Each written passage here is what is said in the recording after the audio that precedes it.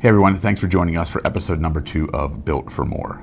This week we're going to talk about the "it's too late" lie. So let's, why don't you explain a little bit what that is? Because this was your idea for this show. So explain to the viewers what that is. I mean, I kind of know where you're going with this, but I want you to, so make sure we're on the same page. Sure.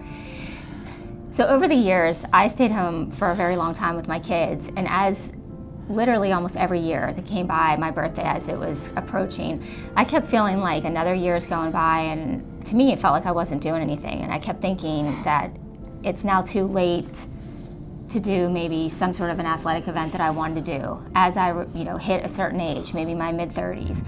Then as I started getting closer to 40, then a lot more things were landing on that list of it's too late now to do this. And now where I am in my mid-40s. Well, it's not mid-40s. It's kind of like, I mean, late 40s. You're on the back end of the 40s. It's not mid-40s. It's the back end. So we'll say late 40s. Well, okay. Okay, we're basically the same age, but go on. Well, there's a couple years apart. Okay, go ahead. Okay, so I'm realizing now that that really is a lie, that nothing is too late.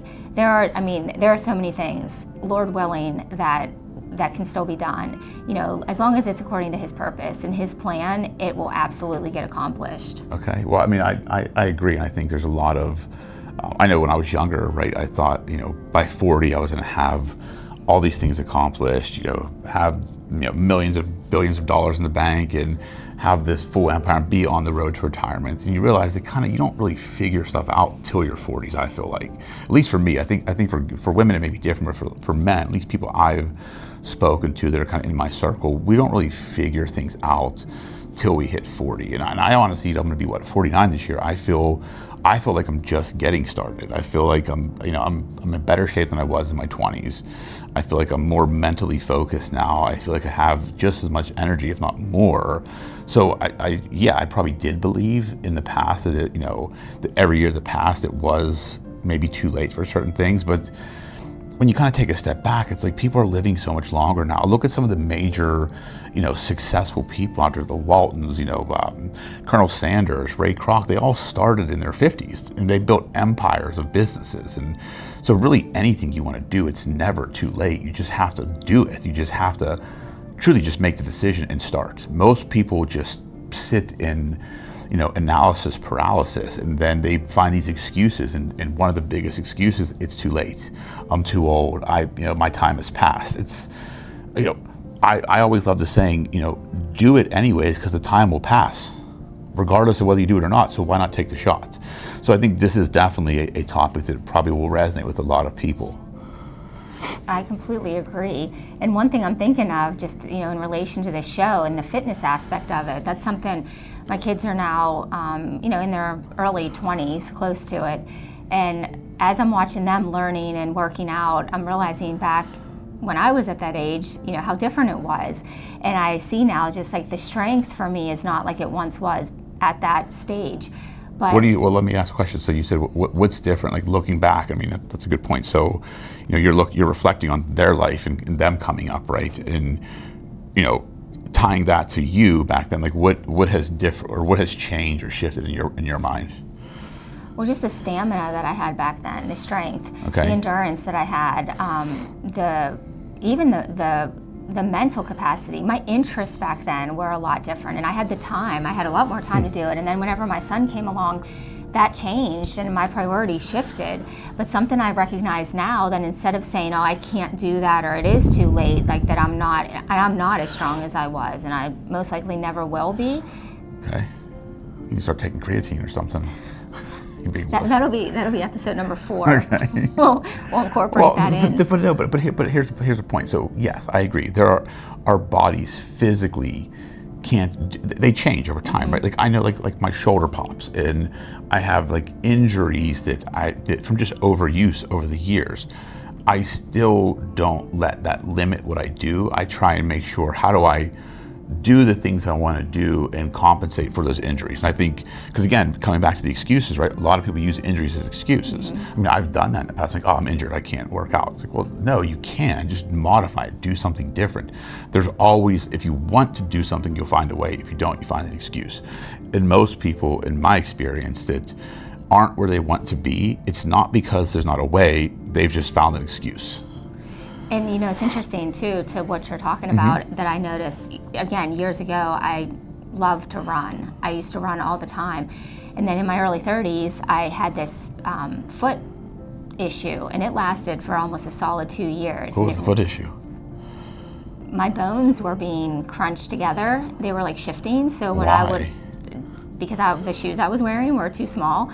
So then whenever I'd run, it felt like I was literally running on a rock. So wait, hold on. So it was like a ball of tendons. Your shoes were too small to make your bones crunch? Well, that's actually a common problem. Oh, really? Especially like with women. Shoes? Well, yeah, or and high heels that we wear and yeah. everything else. It kind of shifts your feet, like your bones. That makes sense. The kind of the natural, layout of them, I guess. I learned something new on episode 2.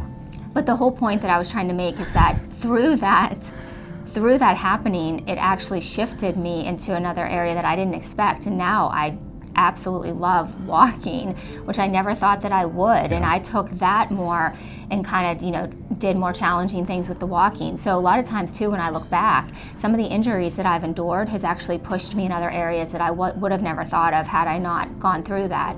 So it's more about just continuing on in the love of the exercise, whatever that looks like. Just fall in love with the process. That's really what it boils down and just to. adjusting as, as it comes. And I think to another point I would touch on is the walking. Like I agree. Like I never believed in walking, right? I was like, walking. Like how can you? A good friend of mine, Eric, like he lost a boatload of weight after the pandemic. He just was walking. I'm like, how? Because I always did like hard cardio, like jump rope, elliptical, step mill. I'm like, I don't really think it works. And then I said, in 2025, I commit. I said 1 year. I'm just going to walk as cardio. Every morning I got up 45 minutes every single day. That changed my body completely. It got me in the best shape of my life because, one, it's something I could do regardless of injury, regardless of stress, regardless of anything, and I just kept the consistency with it. And I think right then and there should show everybody that if you can walk around, you can exercise. You can just do it for a prolonged period of time, and you'll eventually see results. Well, now, can you speak a little bit more to that? You can talk about the intensity, talk about anything that you've done during the walking. Like, you like to read, or you like to. Yes. So you've kind of used it as like a means to do and to kind of incorporate other activities that need to happen. Yeah, if you let me get there, I'll say it. Well, I was just trying to explain. You basically explained it all for me. You could then go into more depth. Right. So yes, I do spend about 45 minutes, and the intensity I walk at like a 3.2 speed. The incline's like 3.5 to 4.5 depending on the day. And during that time, I play a brain game, I read, and I like catch up on like information that I used to do Duolingo, but I got bored of that after a while. But I use it also to really to get my mind started for the day, because I do it early in the morning. It wakes my body up, but it also wakes my mind up, and I use it to kind of to kill two birds with one stone.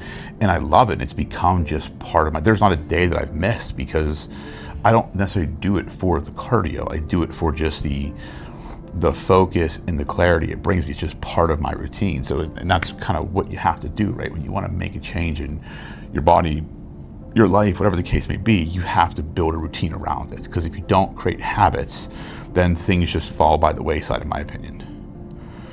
That's right. And one more thing that I would add to that, I'm actually a true testament to this, because I've not been the biggest or the best morning person, even though I, we used to have to wake up early with my children and stuff. I have also been trying, like I'll meet him at the gym sometimes and get up early to walk. And I realize now it took a lot longer than I would have liked. It wasn't like one of those, you're going to get the habit in 21 days or what do they say? It was way longer than that. But as I continued to push through, it now really is almost like second nature to get up and just know that I need, that I'm going to walk. And I also try to keep the intensity low.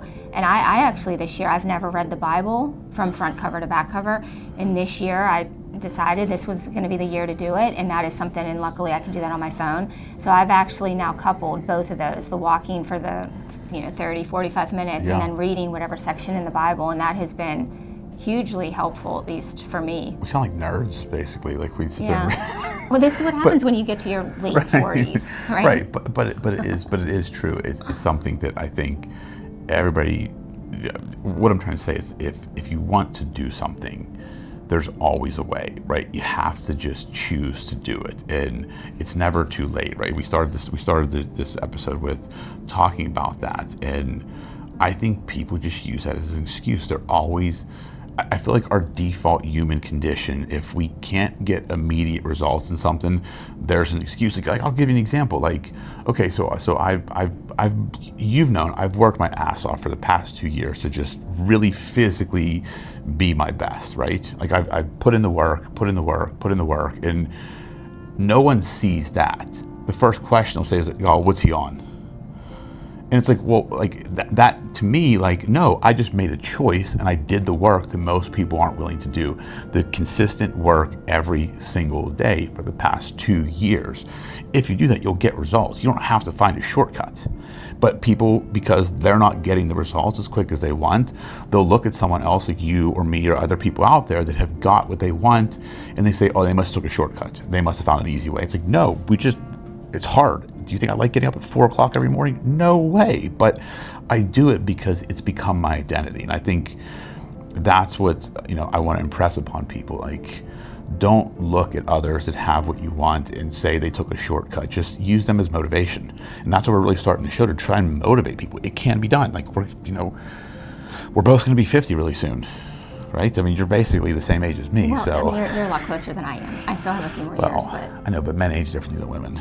So I know, which means there's even more so basically years you're apart. 60. No, basically I'm like probably 40 and you're like 57. I don't know. I age like a fine wine, so I've been told. By the ones that also said that you were honest. that also will be another episode.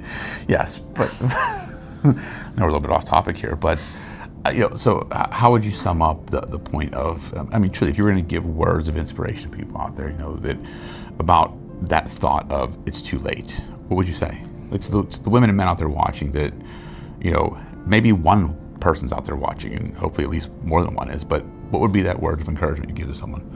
I would say that it's absolutely not too late, and there are many, many stories in the Bible that the Lord used men that were, my goodness, well into their, and by our standards, elderly years to carry out very strong missions that he needed them to do. And he is still in full control, and it is up to him. And I genuinely believe that when we take that first step, that he is there to meet us and, for us to accomplish. But we do have to keep going. And I think that at the moment that everybody wants to quit, that's the moment that you really need to kind of continue on. And it absolutely is not too late. Yeah, I couldn't say it any better. I think it truly is. You have to decide what you want in life. We all have a choice. Every day we wake up, I have a choice to be in a good mood or a bad mood. I have a choice to be optimistic or pessimistic. And no one's perfect, right? You have those days where you're stressed, you have those days where you're down a little bit, but you always have the choice to make a change. And I can remember one of my good friends a few years ago, when this was probably a decade ago, actually, now that I think about it. It's like 2026, I keep forgetting what year it is, but he would always complain about his job. And I would say to him, I said, you have a choice. I said, either stay or go. But complaining about doesn't do anything, right? You have a choice. You can either choose to find a new job or accept where you are until you're not. But complaining does nothing. And I think that, if I can encourage people to just eliminate the negativity in life.